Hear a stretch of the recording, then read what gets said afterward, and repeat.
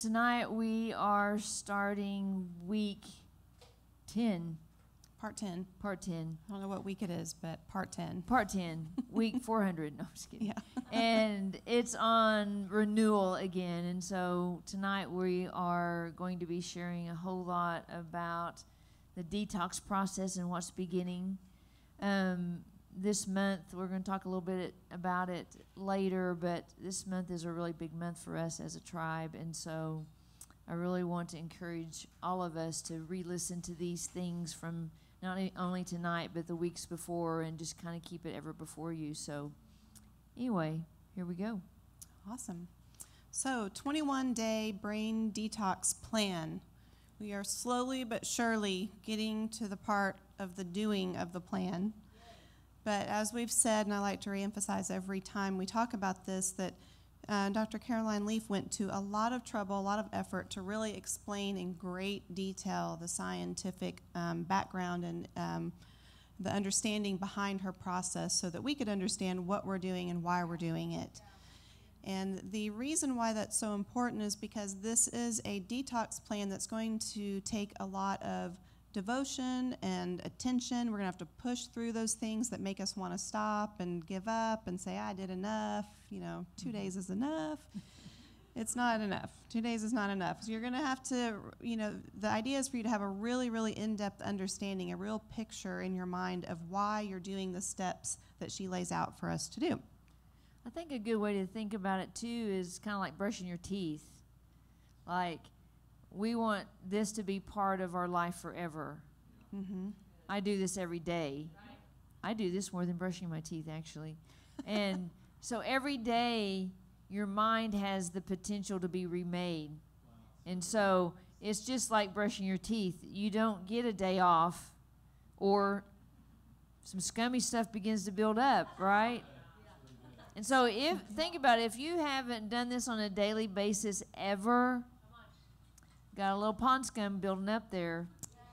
We want to try to, descale, right? At least. So think about it like that. If you can change your mind today and say, okay, this isn't an exercise that we're just going to do for 21 days. I'm going to do this the rest of my life. Yes. Then you're not trying to get to some proverbial goal. Right. So you're actually trying to implement something as a habit that will actually stand guard at the doorway of your mind forever. Mm-hmm. And so I think it's really important to just tonight to go into it. These are set up in segments for us, but this should be something that we do just like brushing our teeth. And we want to automatize it. Yes, that's right. In that way. That's right. That's a great analogy. It is a lifestyle, and it's a lifestyle of neuroplastically rewiring your nerve networks, okay? If you have to draw on your memory of the previous teachings. And it's driven by you, but led by the Holy Spirit, which I think is really important. This is not something that we're going to go into striving over. This is something even though it's spelled out in a really scientific, hands-on way, Holy Spirit is still in the lead. Dr. Leaf gives God all the credit for her even having developed this. Right. So he's still in the lead at all times. Holy Spirit's in the lead. If you remember, just to recap last week, that we talked about the non-conscious metacognitive mind was where 99.9% of your brain activity actually takes place. We said that was where all of the previous thoughts that you have generated through your entire life since you were in the womb are basically alive and being stored. And it's the root system sort of how we act. So there was the non-conscious metacognitive mind, and then the conscious cognitive mind, and then there was, why do I always forget that, the symbolic output level. I didn't forget it. I remember just for half a second. It was almost a second. It was almost a second, yeah. So, and the cognitive, conscious cognitive mind is where we take those thoughts from the non-conscious mind and make them operational, okay? So they've come out of our non-conscious mind, and we make them operational as we choose what we're going to do in that moment. And then when we choose what we do, there's a symbolic output with our body language, our choice of words, whether we write, read, whatever it may be. And it's that interaction with the external world is how that's where the external world interacts with our internal world, is through this symbolic output. And we described last time that every thought, every choice basically that we make in life progresses that way. It comes from the non-conscious mind, which means it was a previous understanding or thought that was formed in the past at some point. And it comes into the conscious mind, and we choose, and we make it operational. We choose what to do, and then we act on it symbolically in the external world. And so everything is happening through these three categories, basically. Right. We also explained that works in reverse, that sometimes the new information comes in from the symbolic output side, which is the five senses. So your five senses are basically how we're going to demonstrate our choice, and that's also sometimes how you're going to receive new information. That new information we pick up on from our five senses then is interpreted through our cognitive, conscious mind, and then that information is then implanted, so to speak, back into the non-conscious mind, which is where it could be recalled again next time, right? So it goes both ways. It goes back and forth through those three levels. So when those thoughts in our non-conscious mind come into the conscious cognitive mind, they become plastic again. And so that's why we're saying that we can neuroplastically, okay, we can do neuroplastic surgery, because when it's plastic again, we can actually remodel it and reshape it, and then we can choose to actually send it back with a revised, updated status, with truth, back into the non-conscious mind. You'll also remember the other really cool point we talked about, Tisa touched on it already, was this automatization, however we want to pronounce it, of those thoughts. The example we gave was riding a bike. When you first started riding a bike, you weren't sure how to do it. You had to really think through, move my left foot, move my right foot, hold the handlebars. You had to consciously think about it. But after a while, that was all implanted in your non-conscious mind. Next time you get on the bike, you're not even thinking about what your body's doing anymore, because it's become an automatic process. And we explained that everything in life actually functions this way. So there are probably thousands and thousands of automated sort of processes that we're operating out of in our day-to-day life. And so the goal of this 21-day brain detox is basically to identify some of those thoughts in the non-conscious mind, okay, and bring them into the cognitive mind where they can be then be reshaped, okay? So it's good to remember kind of those different stages. And she has broken this down into 5 steps. That's a sequence that you do that basically makes that process possible, of taking a thought from the non-conscious metacognitive mind and bringing it into the conscious mind, where it's plastic. So just a few tips, a few things that are just sort of an overview of the plan. Basically, you can do and would be doing, if you make this a lifestyle, 17 of these 21-day brain detox cycles per year. That's the number that is available to you, okay? Each day you'll do these 5 steps of her switch on your brain technique sequence for 7 to 10 minutes. The 5 steps, just to list them off real quickly to you. Step 1 is gather. Step 2 is focused reflection. 3 is write. 4 is revisit. And 5 is active reach. Just from hearing those terms, you will know there will be some explanation needed to know how to do them. We know how to write. We know how to write. We do.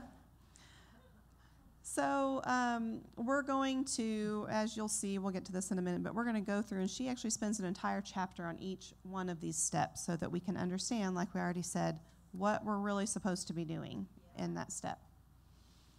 I thought this was an excellent point I had to share because I posed the question last time. I didn't know whether or not you could work on more than one thought per 21-day cycle.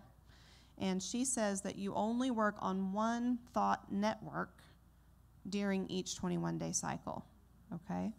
So we'll need to be identifying that one thought network that we're going to start with in a few weeks when we get to actually putting this into practice. So in the 21 days, you're basically breaking down the toxic negative thought and building up a healthy replacement memory. She explains that it takes 21 days for certain protein changes to happen in the brain for the new memory to become self-sustaining and for the old memory to be broken down. I love, she's described this, if you watch her on YouTube, or she will actually bring a tree onto the stage with her to demonstrate for you what it looks like, what a thought looks like.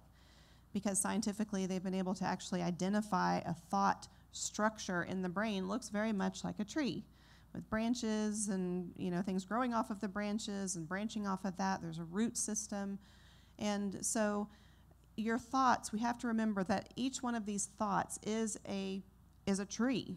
It's a fully grown tree. If you, however old you are, if that thought has been in existence for 30 years, you're 30 years old, it's a pretty well-developed tree with an extensive root system. And so it makes sense that it would take time to break that down and to build up a new one. And just like a tree, a new planting is going to start off as a really small, feeble, probably needs a lot of support, like a new plant. And so we have to remember that we will be treating our thoughts accordingly.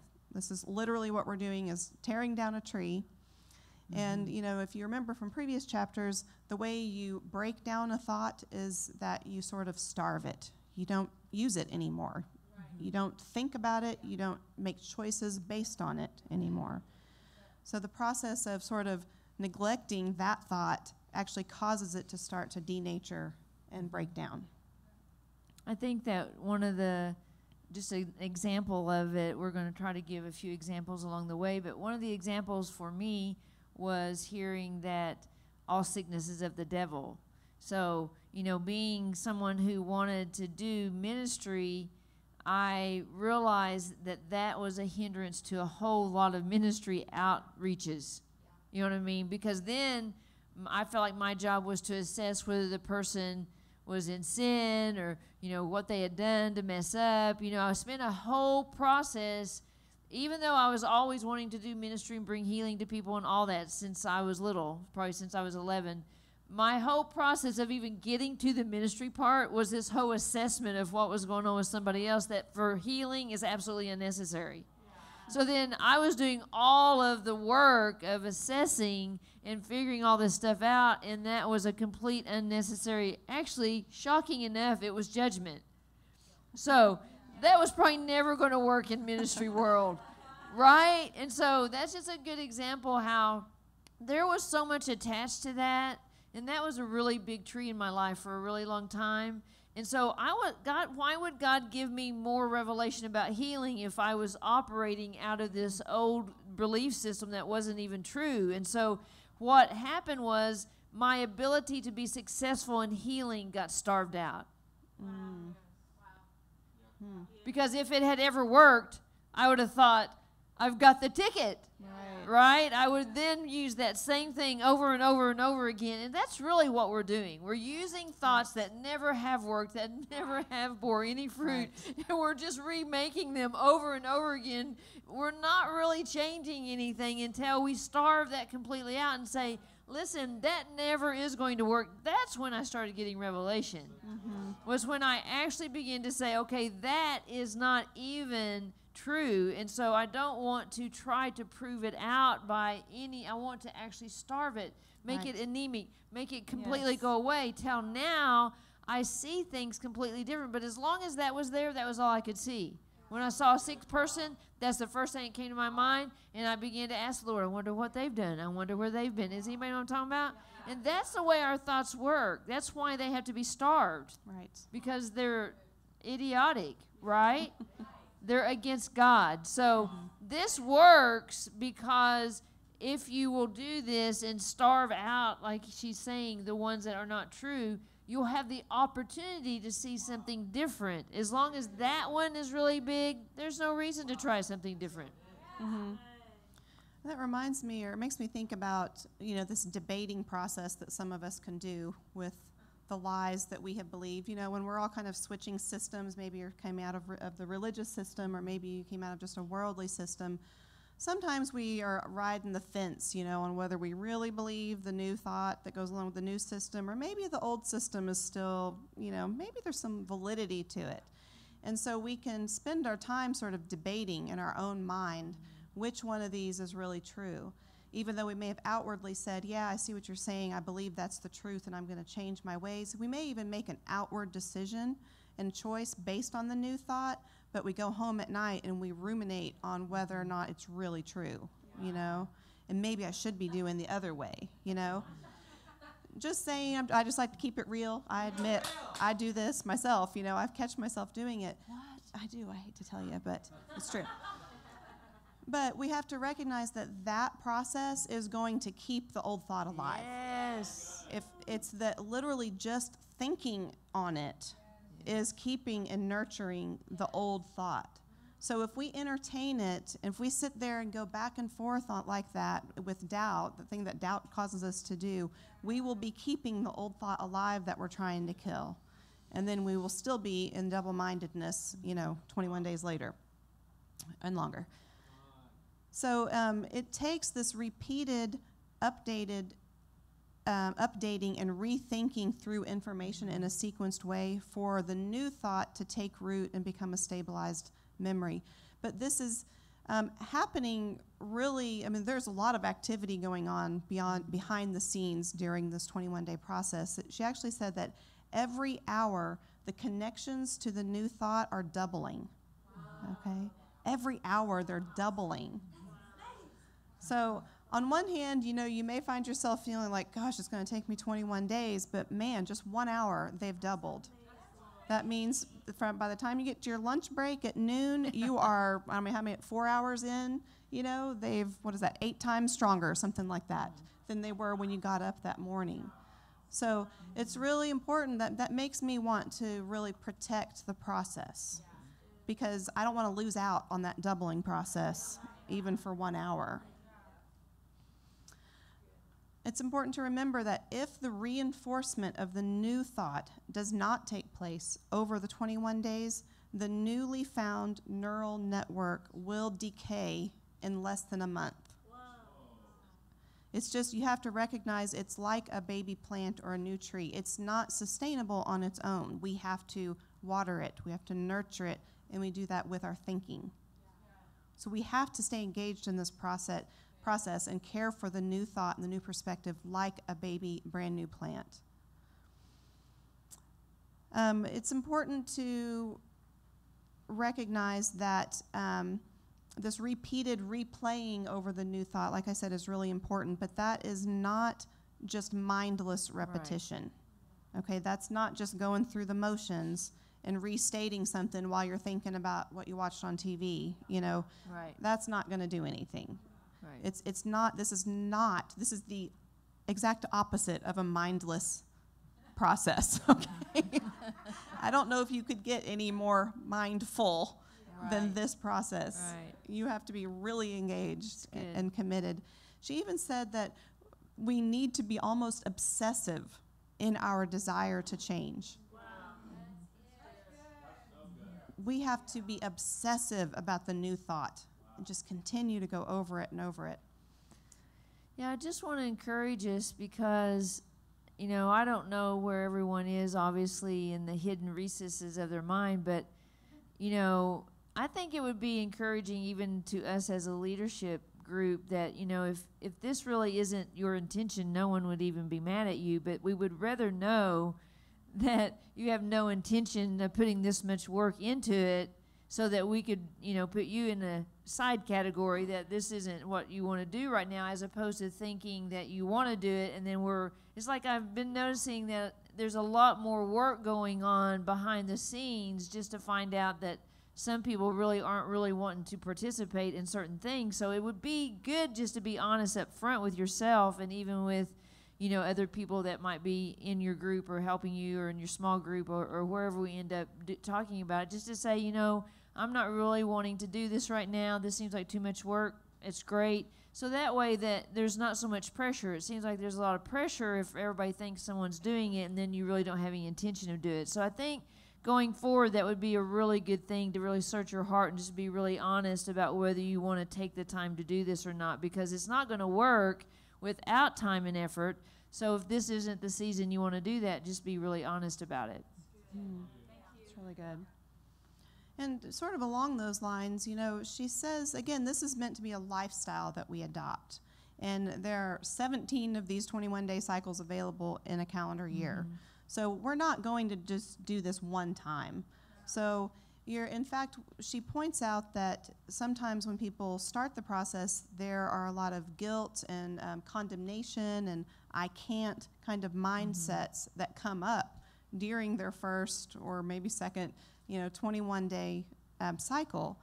And she said those will keep you from progressing. And she said you actually need to stop and do an entire 21-day detox on just those thoughts.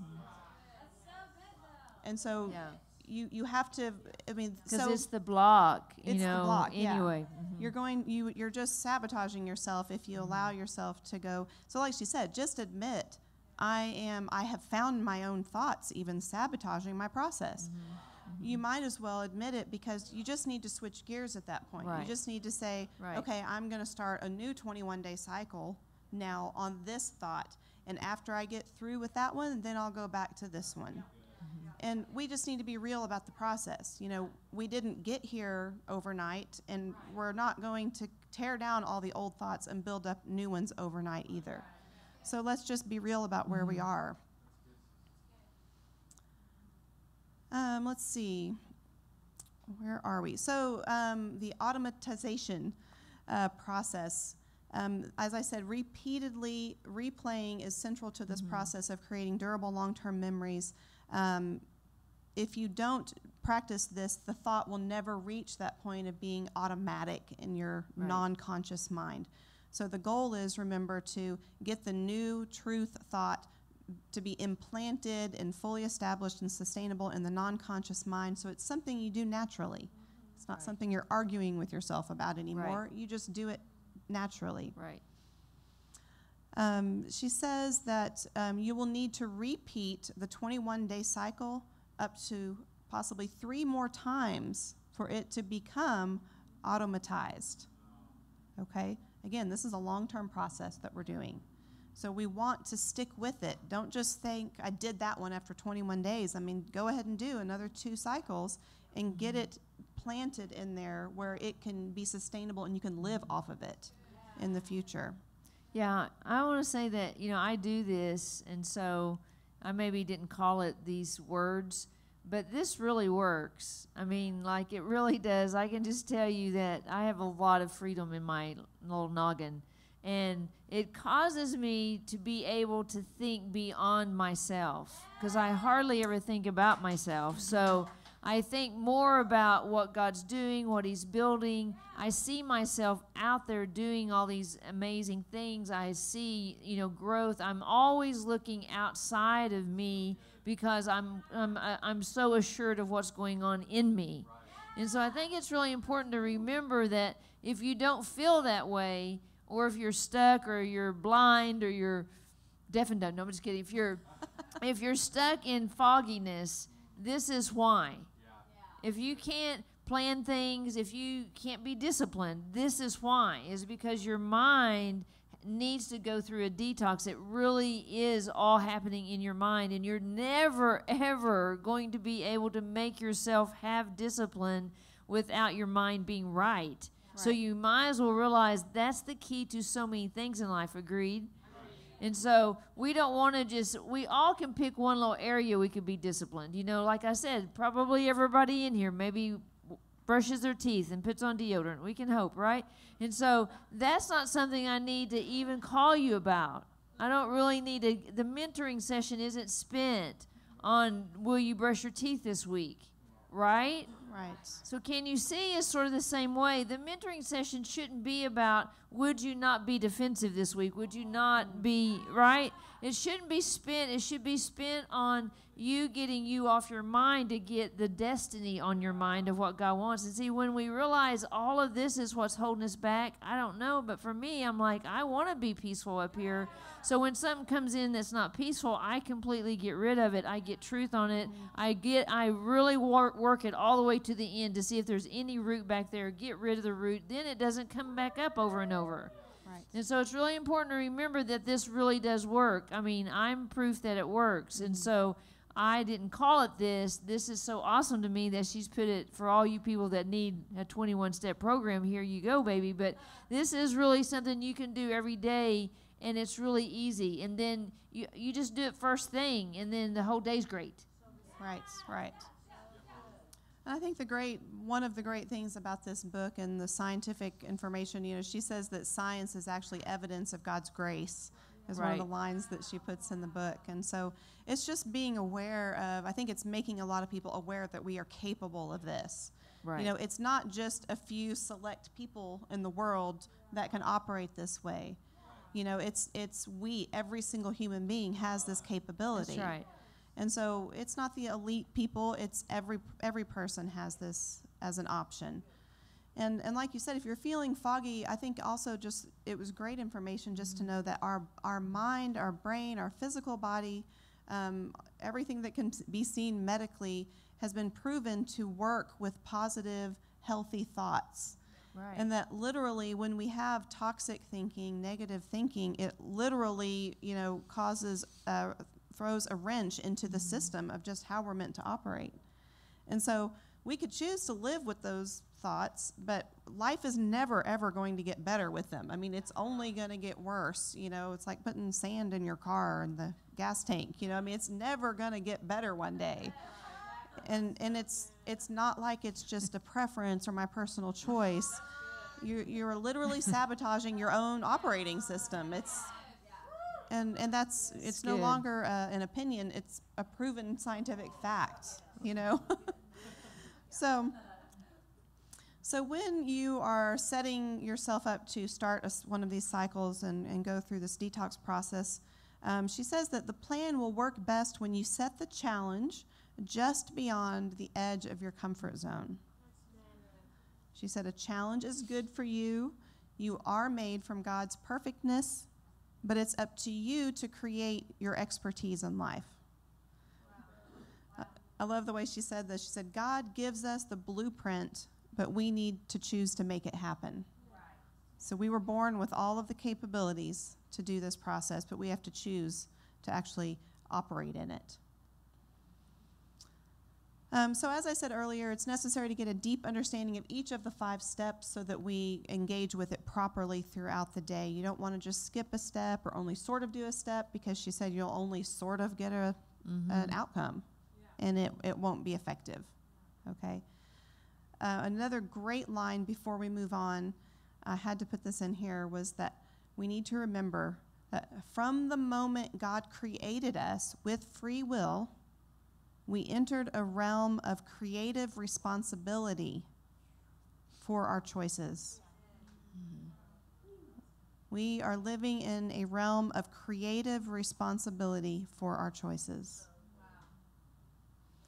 And I have to say this right here. I think that this process of even understanding how our mind works, to think that we have thoughts that we're operating out of that we've been building since we were in the womb, and knowing that a lot of us did not grow up in ideal, environments and teachings, it's really understandable to see why people act the way they do sometimes. I have a lot of mercy for that. I can see why we do the things we do. I mean, we've been sort of, programmed with false information our entire life. Right. And so this helps me have a lot of mercy for people, and even have a lot of grace for people, and have a lot of mercy and grace for myself when I find myself in a certain situation with my thoughts.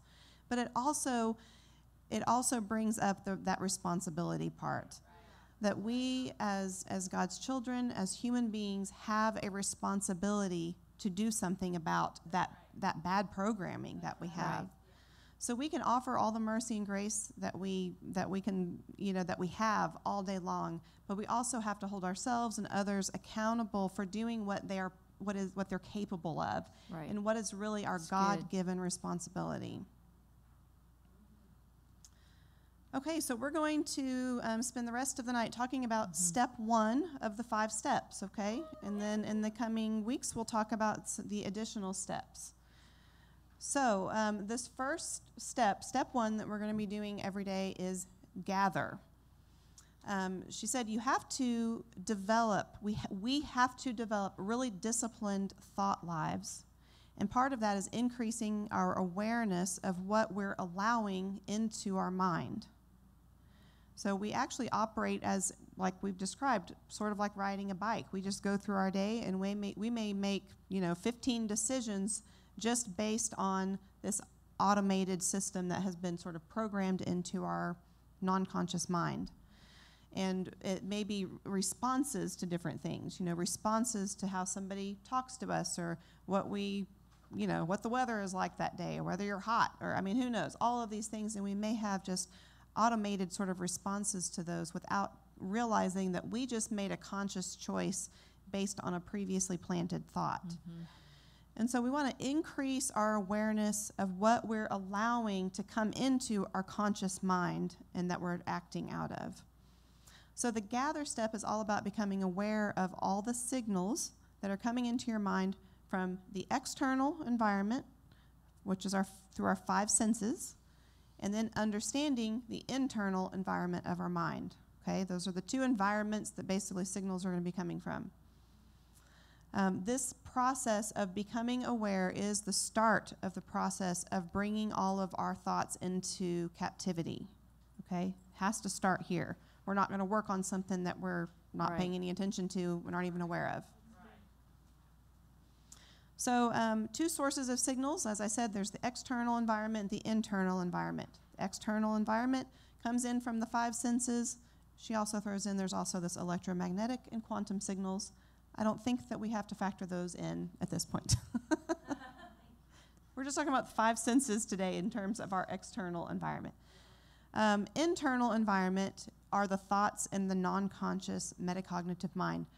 Those are memories, right? So, as we've said before, what we sense externally is linked to your internal environment. So your thoughts, and the example of this is when you have a thought or a memory come to your mind in response to, like say, smelling something, a familiar food, or something that takes you back to a previous time. Your favorite candle might help set you in a certain mood of, this is my time to relax. We receive information through our 5 senses a lot more often than we're maybe aware of. And so a good exercise to start with, and I encourage everybody to do this just throughout the coming weeks, just to prepare. Don't try to do it right now because we want you to keep paying attention. But an exercise is to practice asking yourself, what am I experiencing through my 5 senses right now? She says, try to describe it in as much detail as possible. What am I seeing right now? What am I feeling right now? What does this taste like right now? What is the sound that I'm hearing in this moment? I was practicing this outside, and a lot of times, we just tune things out. And it's like, I'm hearing the birds chirping and the wind blowing, and there's a dog in the, we're hearing a lot more than we are aware of. Yeah. So we're wanting to turn our awareness to these signals that are coming in. This will really, really help you. It's an exercise that will help you become more aware. And this is a process that we're going to apply throughout the course of this detox. So it's like exercising a muscle, okay? Just think of it like that. Just trying to pay attention to what's coming in through your 5 senses will be like exercising this awareness muscle. Okay, once the external signal through your 5 senses enters the brain, it signals a major cascade of brain activity. The brain actually gets into a state of expectation to prepare for building a new thought or for the new incoming information. It's expectant at that point, okay? Part of that activity is the movement of the thoughts, the memories, that are linked in some way to those 5 senses that you've received information through, from the non-conscious into the conscious cognitive mind. So it's preparing. It's a really cool illustration, analogy. She says that she likes to call this a breeze through the trees, okay? She said the signal of what you've picked up on through your 5 senses, like hearing the bird chirp, for example, it sweeps through your non-conscious mind, and it blows through like a wind through the trees of your previous existing thoughts in the non-conscious mind. Just like wind blowing through a group of trees, okay? That research shows that that wind will activate around 4 to 7 thought trees, bringing them into your conscious mind, where you are then aware of these thought memories. So one smell of your favorite candle is potentially bringing 4 to 7 thoughts into your conscious mind. You know, the smell of traffic on your way to work, or the sound of traffic, the way things look. I mean, just if you really think about it, there's a lot of information, a lot of signals that we're receiving, and a lot of thoughts being activated at any given time. And so we want to, again, just start becoming more aware of what thoughts are coming to your mind as you go through your day by paying attention to your 5 senses. Ask yourself, what thoughts are bubbling up into your conscious mind in that moment? Okay, just start becoming aware. This is all happening behind the scenes so much for most of us that we're not used to really paying attention on this level. Remember, this is just stage 1. Mm-hmm. And so this is about gathering, right? Now, you're not going to gather every single thought. This first, what we're trying to introduce right now is just your process of awareness to make you tune in that you're actually having thoughts, that you're actually having senses about thoughts. You know, like I'm sitting here in the room and different people pay attention while we're talking differently. You know, some people sleep while we're paying attention. It's so weird. I didn't even know you could do that.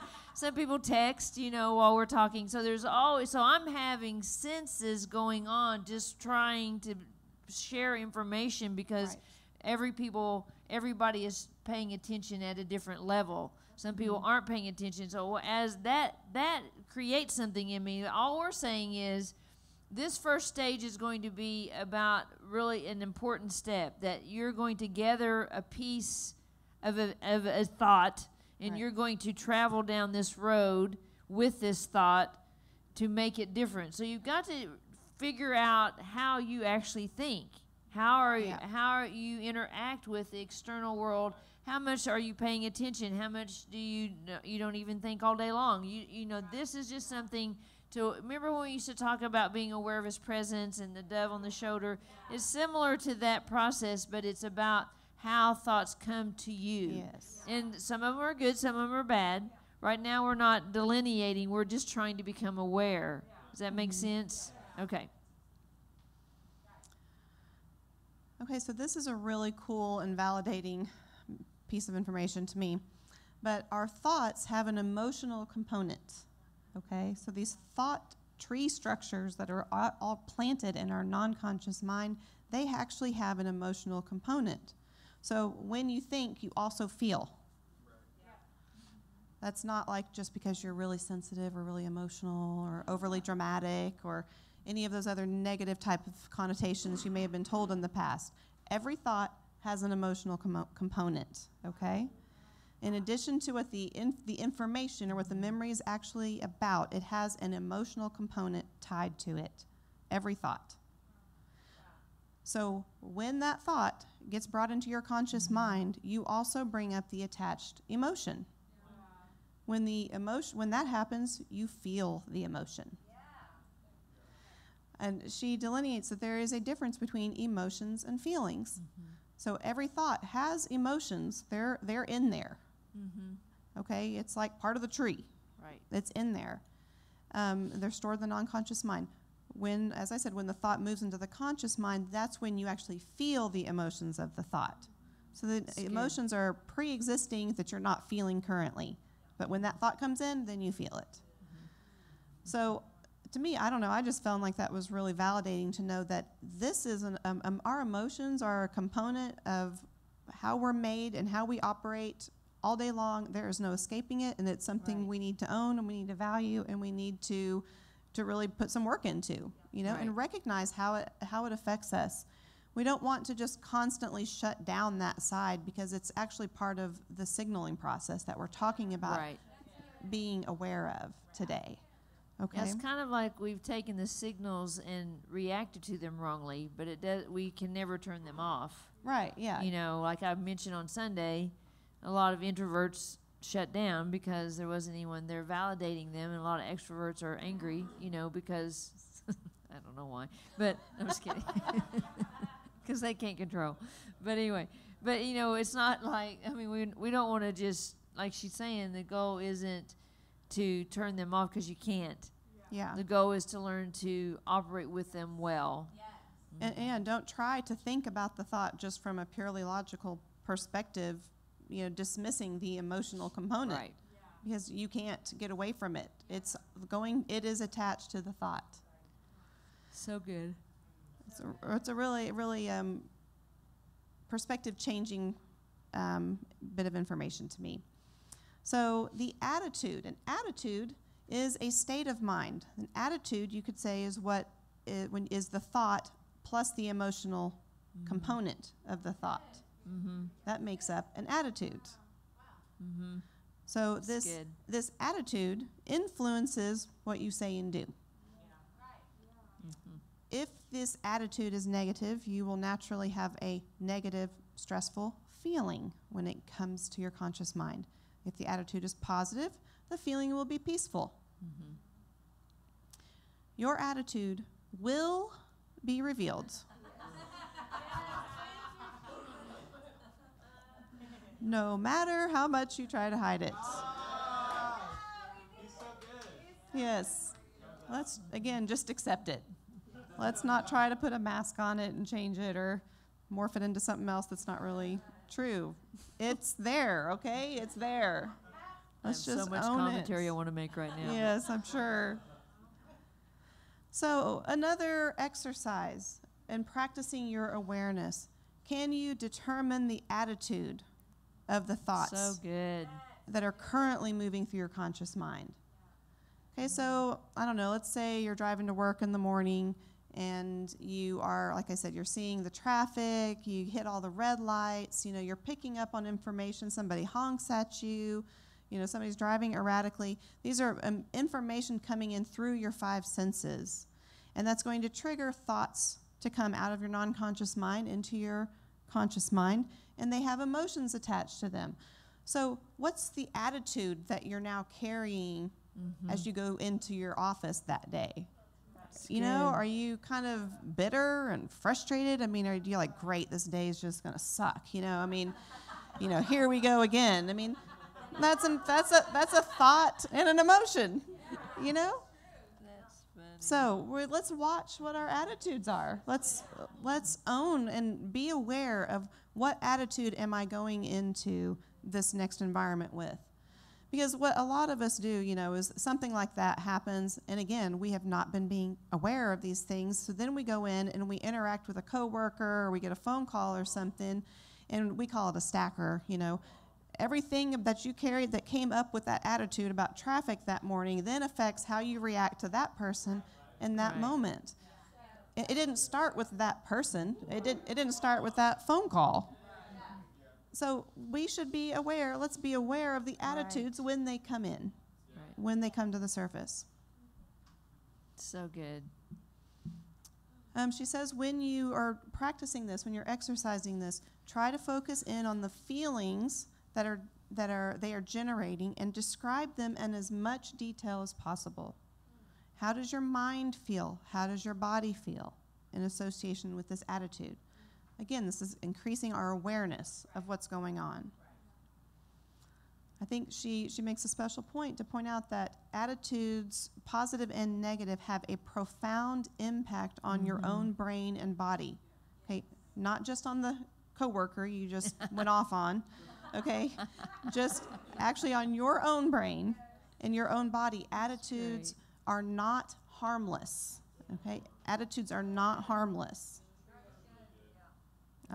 We talk about how, there's no such thing as neutral. It's something fairly new we've been talking, and we've been noticing it applies to more than one area. Right, it's good. We have positive thoughts and we have negative thoughts. There's not neutral thoughts. So just our attitudes, there's not, oh, this one's neutral, it's not doing anybody any harm. It's either positive and it's nurturing and it's life-giving, or it's negative and it's killing something, it's injuring you. Okay? They are not harmless. Okay, so to understand a little bit more about what's happening scientifically in the brain, she explains that when the thought plus its emotion, the attitude, moves into your conscious mind, that actually produces then another signal in your brain. In response, the hypothalamus part of your brain alerts the rest of your brain to release chemicals like serotonin and glutamate to help with the process of building a new memory. So remember, it said that your brain became expectant. We're going to do something here. Right. Something's going to happen here. We're going to build a new thought with this new information. And so there's a whole cascade of information, of processes that went into play from the minute your brain interpreted what your five senses were picking up on. Yeah, think of it like if you have a bunch of reoccurring thoughts, this is kind of how I think about myself. I haven't thought anything new in a long time. You know what I'm saying? You're just dealing with the same thing. You're just dealing with the same thing. And your brain's like expecting new stuff. Yeah. And you're like still harping on nobody likes me. I mean, like, okay, let's get over it. Okay. You just find other people that don't like you. You go to a new job, they don't like you there either. You just keep rebuilding that same. You haven't done nothing new in so long. You're just doing the same thing, and you're just going to different locations, and the same thing's reoccurring. It's because it's happening in here. Mm-hmm. And so it's like I always tell myself, I want to really always learn. It's one of the things that I kind of made a promise to myself a long time ago that I would always buy new electronics because she talks about forcing, I'm not even sure if we said it, but forcing ourselves outside our comfort zone. Yeah. Like get yourself right up to the comfort zone instead of staying so far away from it you never are uncomfortable. And, Lynn used to tell me years ago, uncomfortable is not bad. And so just remember that your brain is anticipating new stuff. And so if you're still revolving around the same injuries over year after year after year, it hadn't done nothing new in a long, long time. That's right. So good. So the hypothalamus it's really interesting. It's often referred to as the brain of the endocrine system, which is a system we have that produces and regulates hormones. It controls things like thirst, hunger, body temperature. Okay? It's also like a pulsating heart that responds to your emotions and your thought life. So again, remember, all that happened so far is that you picked up on something in the five senses, and it triggered a memory to come out of your non-conscious mind. And the brain is like, hypothalamus, I'm here, I've got to send some stuff out, we're going to be doing some stuff. That's sending information and releasing chemicals for things to happen in your physical body. So good. Now, the cool part about this, the real take-home point for me here, is that this means that you are able to feel your body's reactions to your thoughts. Yeah. They're not a mystery. It's not like it's a mist that you can't see or identify.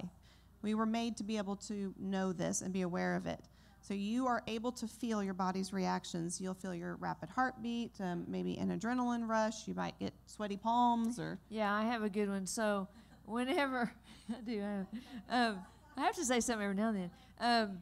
So when I had the monster mass out, then now when I hear about injury, I have this surge that goes through my body that I never ever had before. Lynn has it too.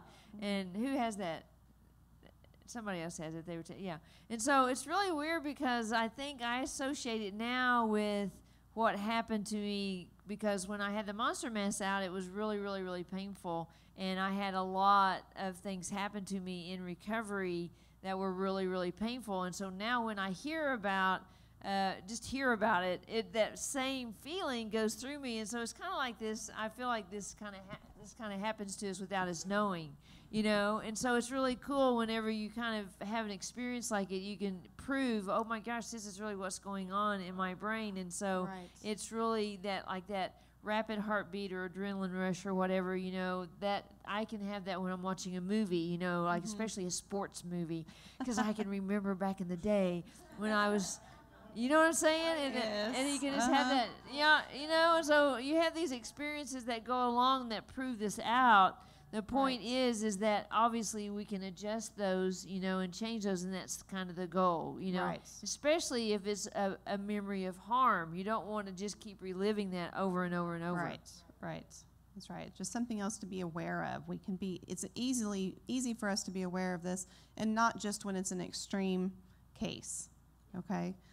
So we can increase our awareness of our physical responses to when our thoughts come in like that, when they're activated. It's interesting because it says that the hormones secreted by the endocrine system are responsible for organizing trillions of cells in your body to deal with focus and learning. Focus and learning. So if you are anxious or worried, the hypothalamus will respond by releasing more chemicals than it should. It results in neurochemical chaos. Instead of being focused in our thinking, we have chaotic and foggy thinking. Again, like it's a really profound mind shift to realize we were not made to operate with negative thinking, with toxic thoughts. We were not made to worry. We were not made to be anxious. Literally, our bodies don't work with it. It's not operational in this design, you know? Right. And so, and I think that's so good to emphasize, because so many of us, even generationally, this was just this is part of life. This is how life is, you know? And it's not. It's clearly not what God had in mind. And it's not what he designed us for, and it's why he said in Scripture all the things he said. Do not fear. Right. Be anxious for nothing. Right. He said that because it will not work with your body. Right. It's just like if you bought a car and it said, put diesel in it, not regular gas. You can't just decide to put diesel in it and it's going to work right. It's the same thing. So at this point, she points out here that we have the option to change our attitude in that moment. Okay, we have an option of changing the attitude from a negative to a positive. She says that when your negative thoughts actually shift your entire body's focus into protection and survival. And that also then reduces your ability to process and think with wisdom and grow the healthy thoughts. So she points out here that we could just change our attitude in that moment. I'm proposing that we can change it in the presence of the thought. Okay? So the thought's there, but we could change our attitude towards it, because when we change our attitude and say, we recognize I'm not meant to operate in worry. If I'm worrying and I'm anxious right now, I'm not thinking clearly, so I'm going to change that, and then I'm going to address the thought. And so she uses the example of, we could apply the Scripture here, as I said. Okay, God says, be anxious for nothing, submit all things to him in prayer and supplication. So we can activate a truth, a belief on that level in that moment, just to calm us down, so that we can then deal with the thought. Just by doing that, okay, changing the attitude in that moment, just by changing your attitude towards the thought. I mean, do you get that?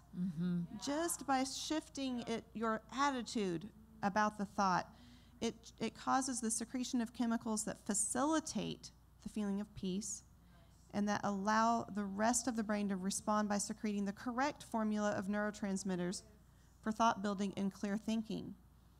So what I do, and one thing that I know Tisa does really, really well, and she reminds me of all the time, is we talk about clearing the ground, okay? We say, okay, we're just clearing the ground here. We don't need to be alarmed that this thought came up, or this feeling came up, that this trigger came up. This is how the process gets healed. I mean, this is the healing process. We become aware of it, then we can do something about it. If we weren't aware of it, we would never change it. And so it takes the panic, it takes the negativity out of the moment when we have a negative thought or a belief, something like that, a memory come to our mind, and it shifts it to a positive. So I tell myself, I can say, I'm so glad this came up, because now I can identify where it came from and I can get to a better place. So that's an example of changing your attitude in that moment. You know, that's kind of an example we were talking about that happened with us today about, you know, Christy's been really vulnerable about that she's been dismissed a lot in her life. And so, like, I'll be trying to explain something, and I'm usually an over-explainer.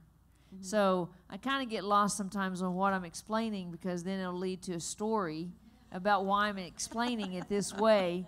And the Mellon's not into that, you know, because we're still back here on why we're feeling, and I'm still into my preparatory storyline of all the rabbits I'm seeing. And so what will happen is that we'll kind of get tangled up in our communication, and where I already know why she feels like she feels, but the way I'm explaining the story or the solution doesn't resonate with her that I actually understand. Yeah. And all the Mellons said. And so then we spend more time debating whether I understand what she's actually feeling and saying, when I'm actually have moved on because I fully understand. But because that's not satisfied in her, then she can't hear my solution, because she's not for sure that I truly understand exactly what's going on with her. This is a common thing in Mellons for sure. I don't think phlegmatics have this as much. But anyway, so what we were discovering today. Well, that's a great example of a trigger, really, because that is a trigger for me. You know, it's an old injury, and I can be that thought. I mean, literally, we're just going along, and I could feel it in my body. That was like, you know, and I thought, I got to take my defensive stance here and stand my ground, and I'm not moving off of this point until we've got it settled. You know, and so I'm like, come back here, come back here, come back here. You know, I know you're moving on, but I'm still over here. Bunny trail, hopping down the bunny trail. So the triggered thought, though, in that moment was that she doesn't understand me and she's going to dismiss me, okay? But when I chose to calm myself down and say, okay, wait, that's not really what's going on here. Let me think for a minute. I changed my attitude in the moment. Then I was able to discern that, okay, well, does she not understand me? I was able to kind of sort the thoughts and say, is it true that she doesn't understand me? You know, probably not. She understands me pretty well. Is it true that I feel like she's going to dismiss me? Yes. That's the thought that's come into my mind that, you know, everybody has done my whole life. You know, how triggers make you feel, you know. And so I'm like, yep, that's the one. So then I was able to say in that moment that this is the thought I'm having in this moment. And so then I was able to communicate to her that I'm worried that you're dismissing me because you're moving on.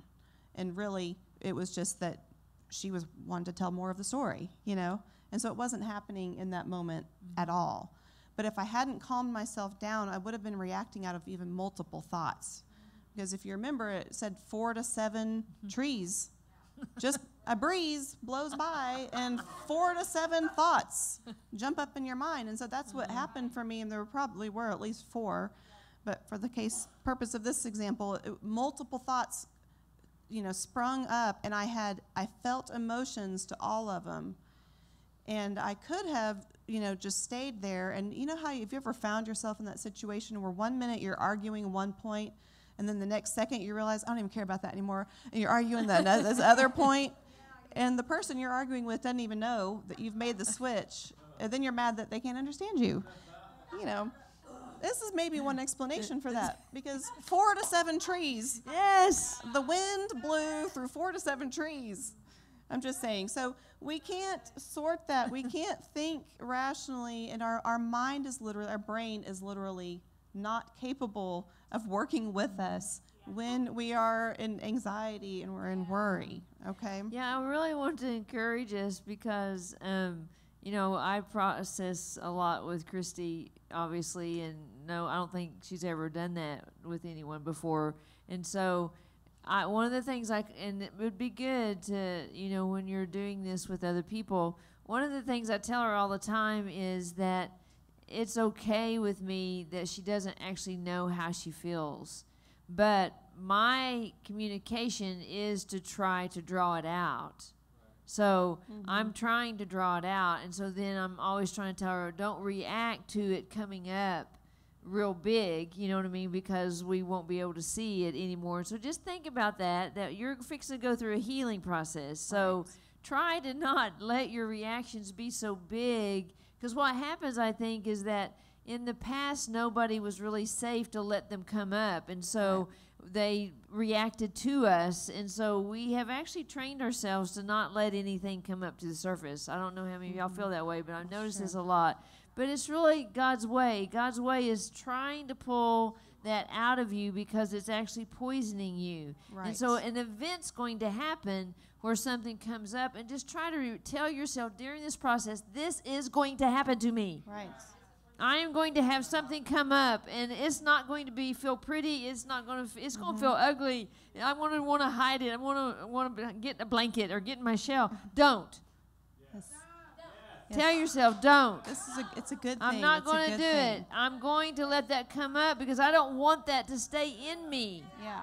And so then let that tell yourself, have patience, because something's coming up and it's not real pretty, and it's kind of scary and I don't feel good about it. Just try to be having that dialogue with yourself, because I just think anything that comes up in me must have not been meant to be down there. So I was trying to get out. Remember how we talked about, throwing up the other day? It's kind of the same thing, but it's emotions, right? It's thoughts. It's all these feelings. We want them to be healed. That's right. Please. That's right, yeah. Just tell yourself, this is a good thing. This is a good thing. This is a good thing. Yes. This is a good thing. This is a good thing. Just keep telling yourself. So we look uglier.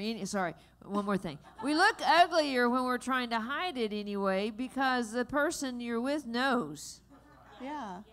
Like, I can just talk with someone and know that something's going on with them, or see it on their face. So let it come up. Yeah, I mean, you can even say, at the end of the day, somebody says, hey, how was your day? You can say, it was great. I got triggered 3 times. Yeah. We could rephrase it that way. It was awesome.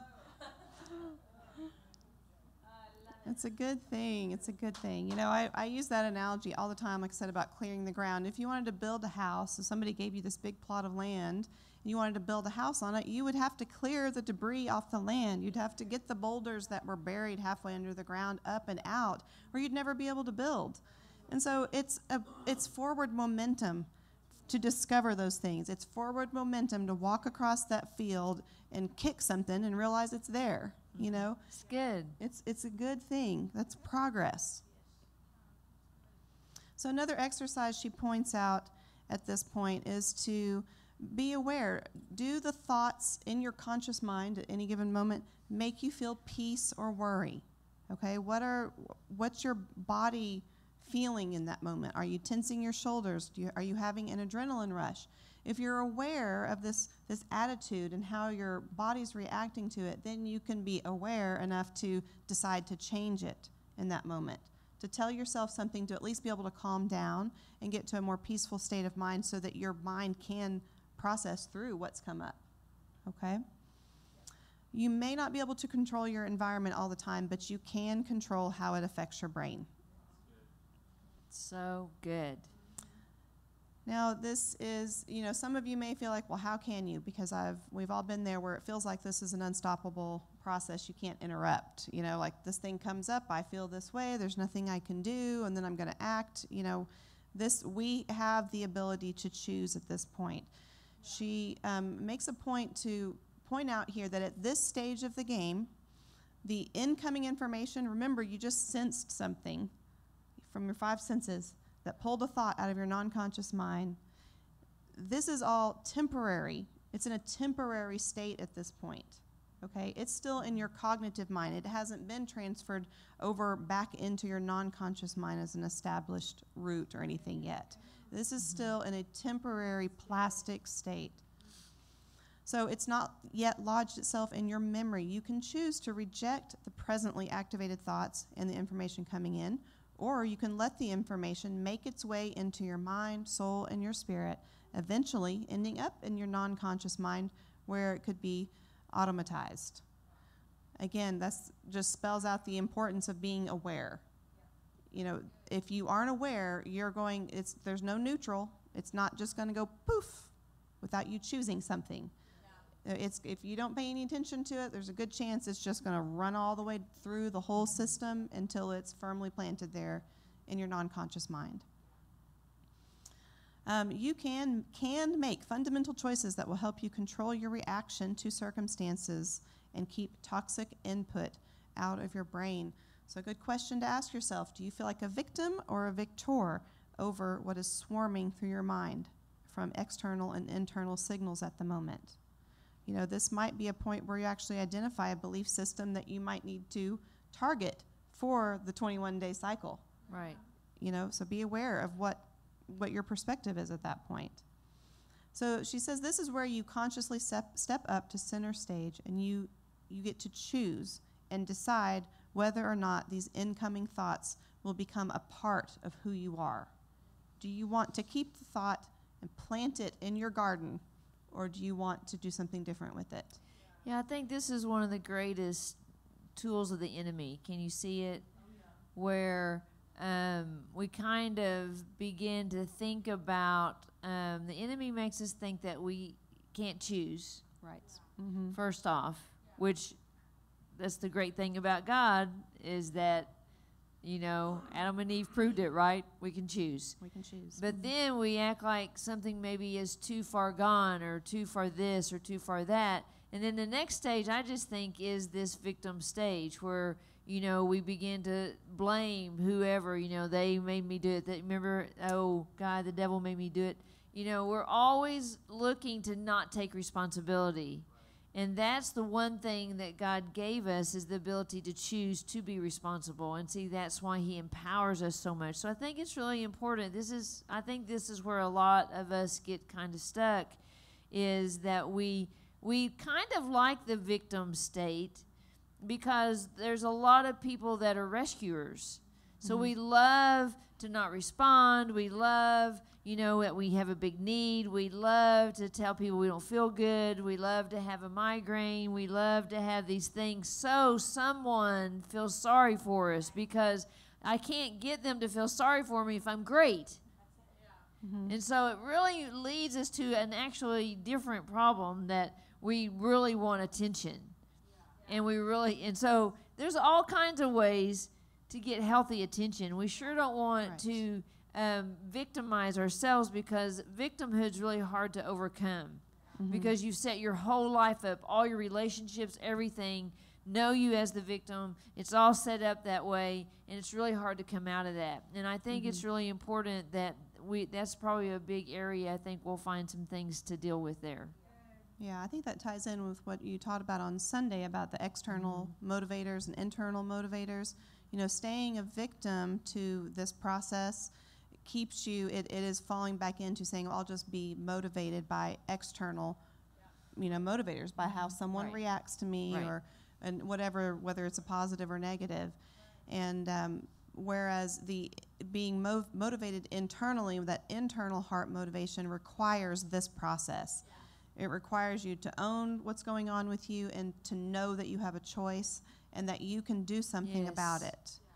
And then that sets you up for the health of being, you know, internally heart with an internal heart motivation.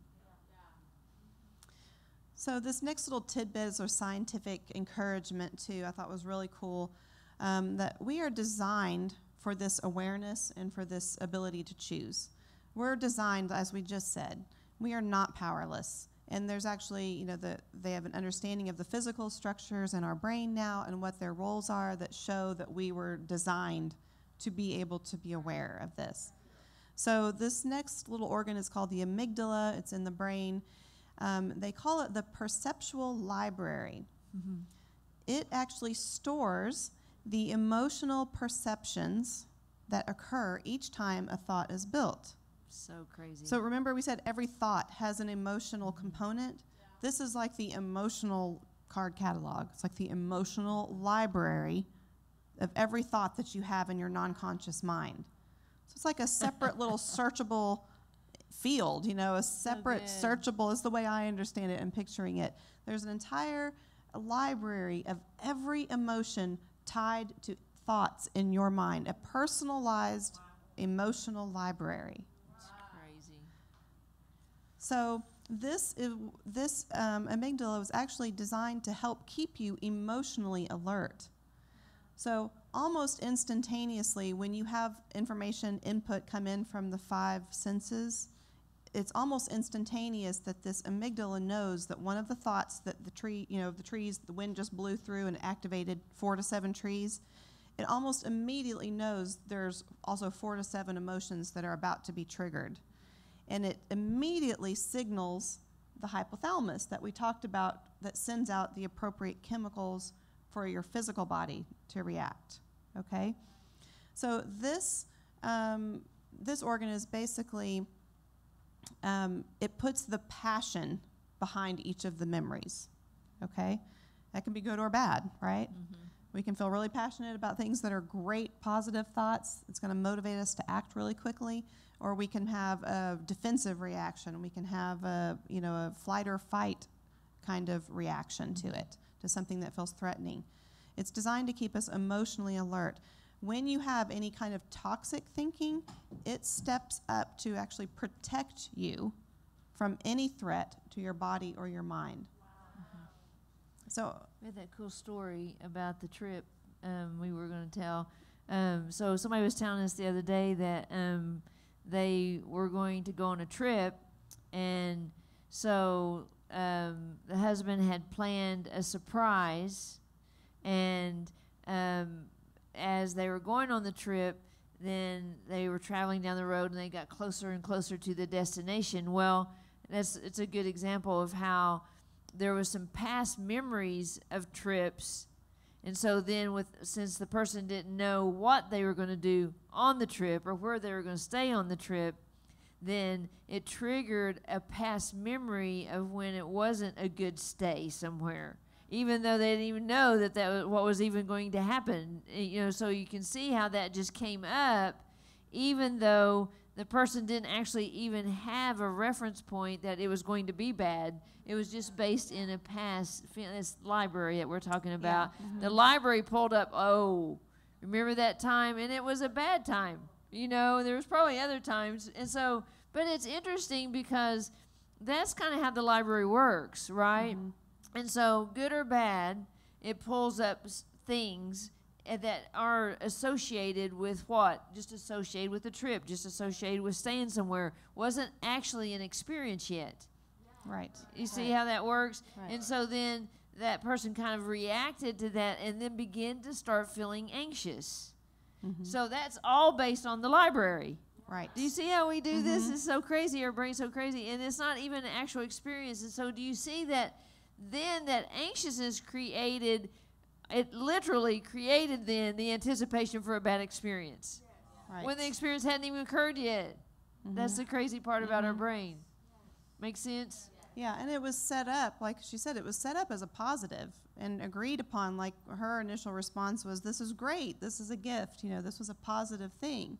But as they're driving down the road, like she said, there's these signals coming in mm-hmm. that triggered the thoughts and thought memories, and the emotions tied to those thought memories came to the surface. And so she was aware enough to realize that she was having a reaction in her physical body, that something was not right with her.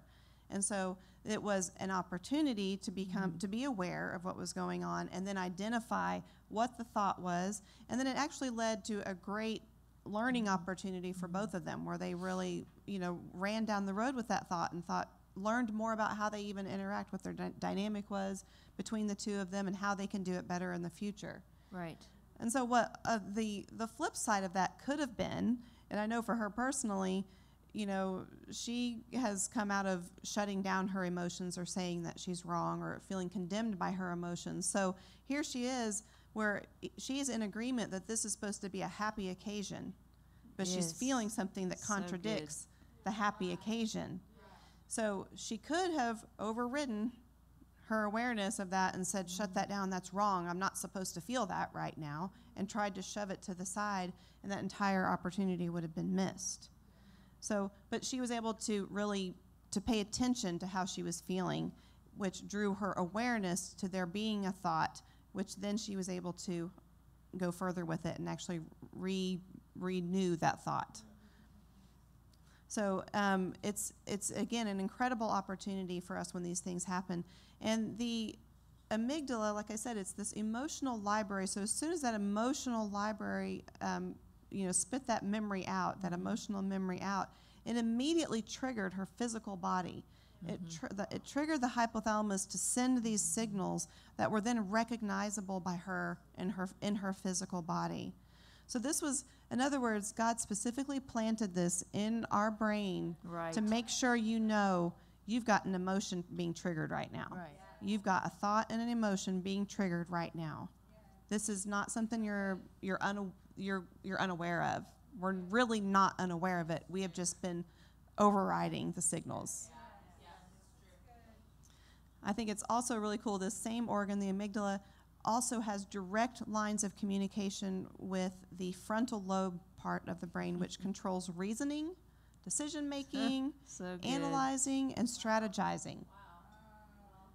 That means you have an ability to choose in that moment. Your brain is ready and active and signaled to know we've got to think about this and come up with a strategy on how to deal with it. So this one organ, the amygdala, it enables you to physically experience the fact that you've got an emotion coming up and signals the part of your brain that you need to react reasonably. Just that one organ, okay? But clearly, this was part of God's design for us.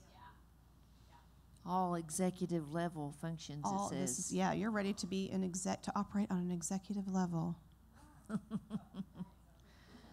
So at this moment, as we said, you can choose to either not think about this issue anymore or to continue to think about it. And that can have different connotations. You could choose, remember at this stage, this is temporary information. It hasn't been established or planted anywhere yet.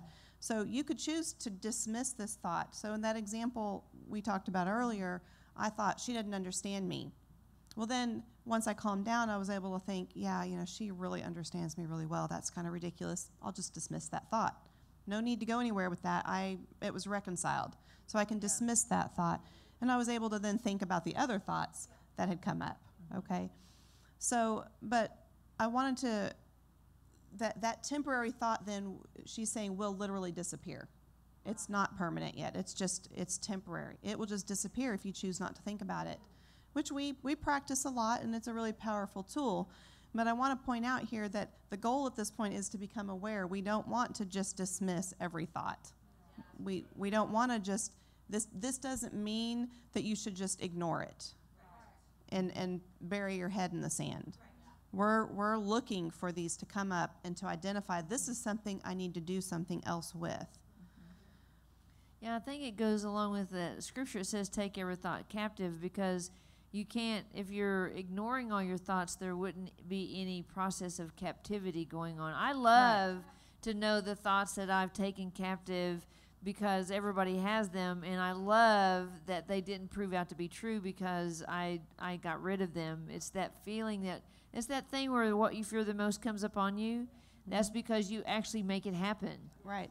You actually do it. You actually do it with your choices and your thoughts and all those things, your actions, your reactions, all of it. You're making it happen. So that's why you want to heal the things that are not of God, because then you will eventually make those things happen, and it's just really dangerous. And so I think it's really good to remember that right now we're still in that gathering stage. Mm-hmm. We're still trying to see what's happening to us, what we're thinking, how it's happening on us, the emotions that we're having. We're trying to see. I bet you if you would write them down, they're really common. Mm-hmm. Like people revolve around the same ones all the time. I mean, I can talk to somebody that I knew 10 years ago. Have you ever done this? And you meet them again, and they are still talking the same smack. I mean, they have not done nothing. They've done nothing, right? They're still stuck. Anybody ever done that? You're like going, are you not busy working on you? No, they're not. They're not. And so then it's like you have less and less in common to talk about because you're on this executive level. Right. You're up here on a different level. You're planning some destiny items. You're not trying to figure out if you can eat tomorrow. And so it's just a whole different way of looking at it. That's right. So a couple questions there that you can ask yourself, throughout the week. Just, do I know right now that I'm able to accept or reject the thoughts flowing through my mind?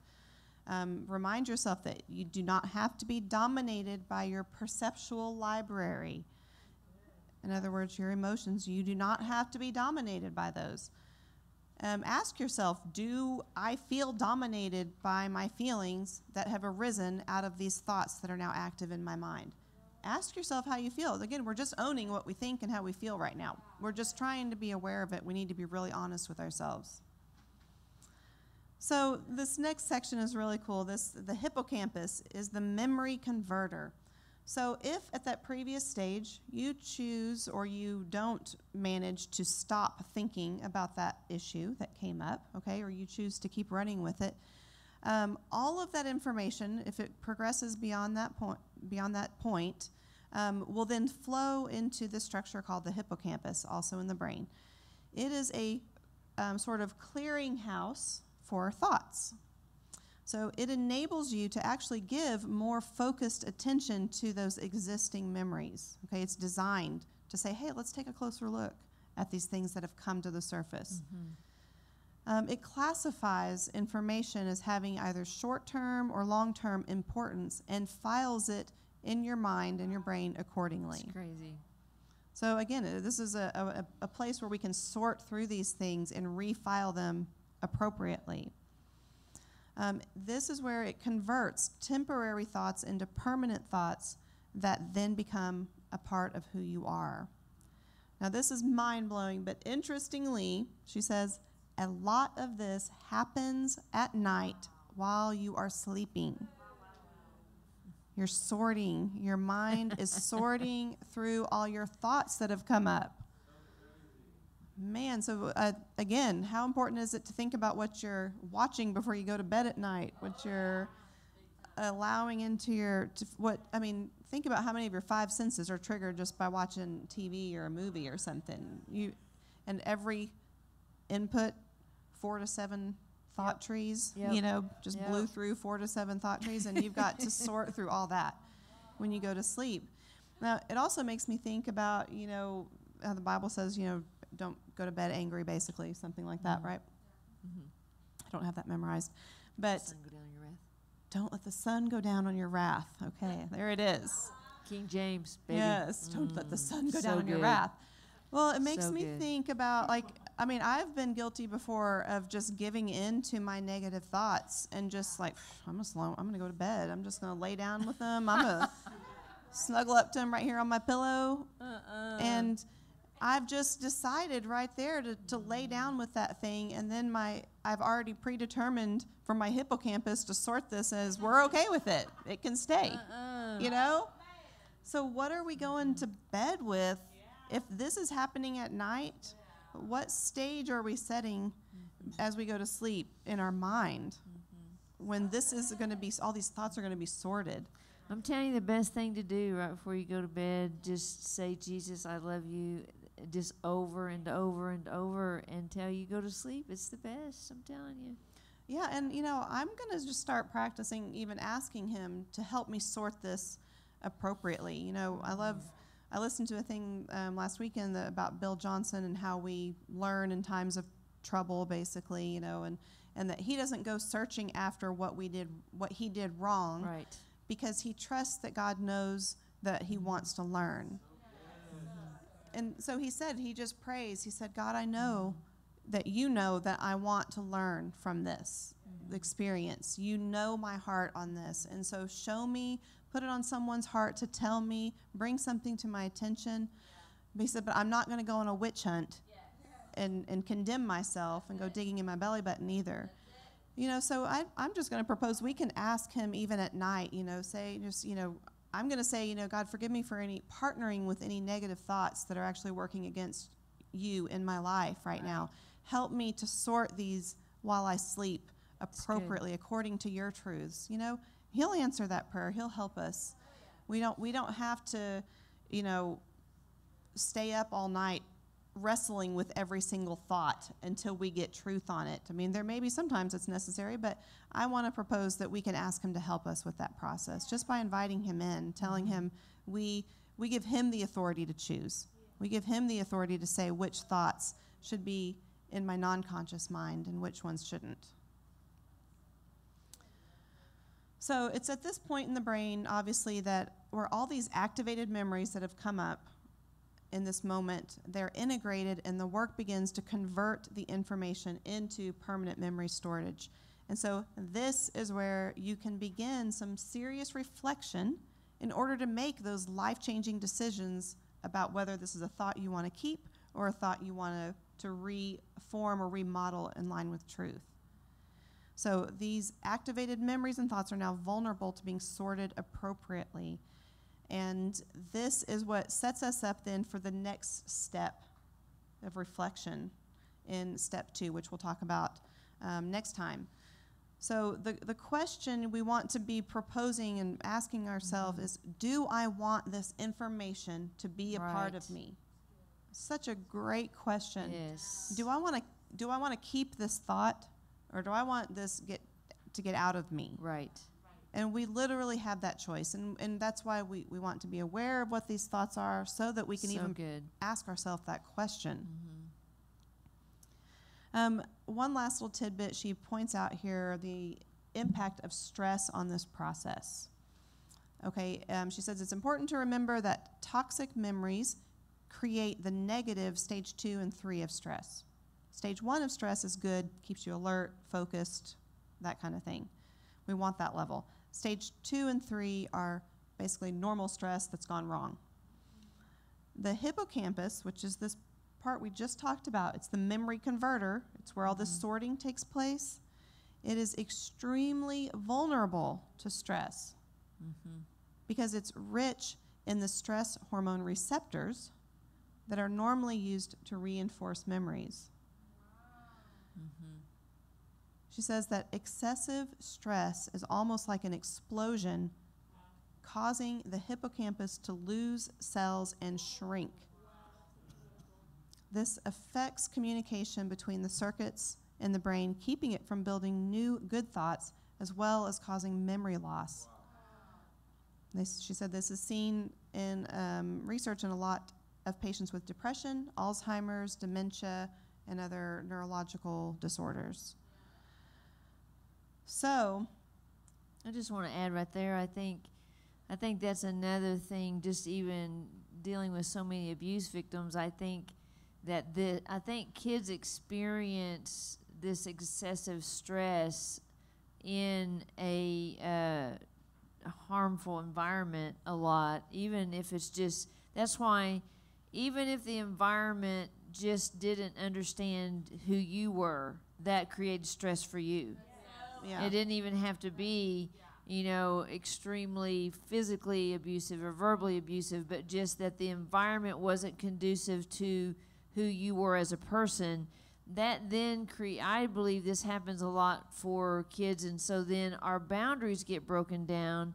And then the hardest thing in the world is to teach adults how important boundaries are. It's almost like, especially abuse victims usually don't have a lot of boundaries. And so trying to tell them the importance of them is really, really hard. And I think that this is a really important step. I think a lot of people in here might really realize that that's where some of that started, was really early on. And it did sort of rewire our brain wrongly because we weren't accepted for who we were. And so then unfortunately, when we're raised like that, we try to change ourselves to be more appealing or inviting, or in the environment we're in now, trying to act a certain way. And it just really doesn't work, because then we're not really being authentic, as you can see. And so that all of that is keeping us in that stressful type way, and that keeps us from being able to do this process well. Yeah. I think this little nugget of information can be applied in a lot of ways. I think for one thing, similarly to earlier in the worksheet in the handout, we talked about if you notice that you're worried or anxious, that was going to interfere with your ability to clearly think through this process. That similarly, if you notice physically that you're having a stress reaction, your heart's pounding, your pulse is racing, you're sweating, that kind of thing, then you probably need to address that before trying to go through the process of, finding the truth on the topic and all of that. You might need to, reestablish safety with the person that you're trying to even work through this with. If you don't feel safe with the person you're trying to dialogue with, then you're going to feel stress and you're not going to do this process.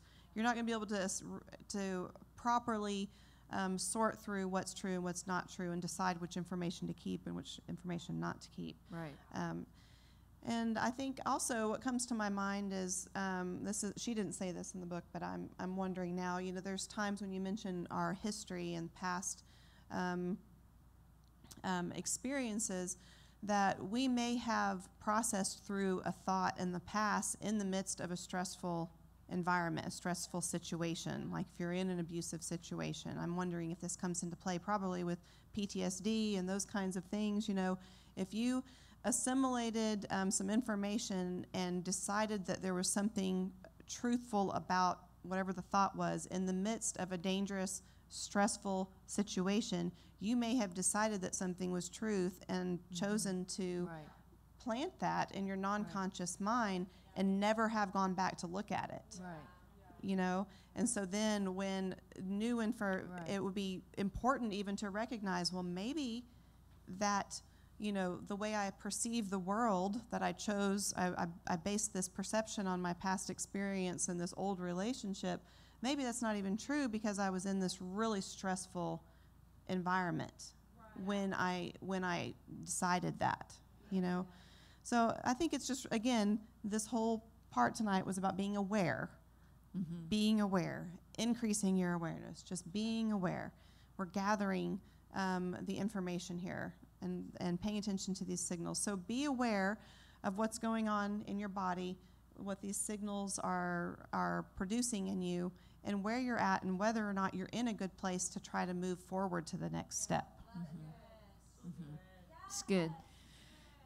Okay, well, we have a couple of things we're going to talk about after, but let me pray over this part. So, Papa, I just thank you for all this information that is so clear and plain, and I just thank you that we have the capacity to understand it. And so we just thank you tonight for just helping us to begin this process, this first stage of a 5-step process. We're really excited to learn more about it. And so I just bless all of us and bless our process together.